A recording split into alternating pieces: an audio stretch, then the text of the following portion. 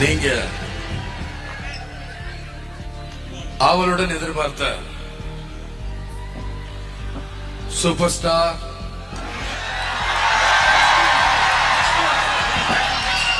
உலக நாயகன் கமல் சார்.